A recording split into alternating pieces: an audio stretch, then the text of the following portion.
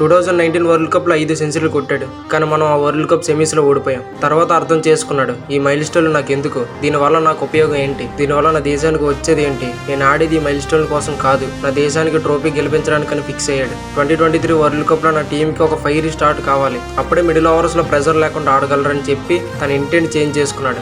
Aggressive start ఇచ్చాడు. Even form లో లేడని చెప్పి నేను ఆడినా ఆడకపోయినా టీం గెలవాలని తను డ్రాప్ చేసుకున్నాడు. కానీ వరల్డ్ కప్ గెలవాలనే డ్రీమ్ మాత్రం అలానే ఉండిపోయింది. ఆ డ్రీమ్ కి సెలెక్టర్స్ కూడా ఎగనిస్ట్ గా నిలబడ్డారు. నీకు కెప్టెన్సీ కావాలంటే ఆస్ట్రేలియా సిరీస్ తో రిటైర్ అయిపో, లేదు నేను ఇంకా ఇండియాకి క్రికెట్ ఆడాలనుకుంటున్నానంటే నువ్వు నీ కెప్టెన్సీని వదిలేయని సెలెక్టర్స్ చెప్పారు. కానీ డిసైడ్ అయిపోయాడు, నా కంట్రీకి నేను వరల్డ్ కప్ గెలిచే రిటైర్ అవుతా, అది కెప్టెన్ గా అయినా ప్లేయర్ గా అయినా. నేను నా దేశానికి అది ఒక్కటే ఇవ్వలేదు, అది ఇచ్చే తీరుతా అని బలంగా ఫిక్స్ అయ్యి యాజ్ ఏ బ్యాట్స్మెన్ గా ఆడడానికి రెడీ అయ్యాం. That's my captain, that's my leader. 2027 వరకు ఆడి ఆ ట్రోఫీ గెలవాలని కోరుకుంటూ happy birthday to my captain Rohit Sharma.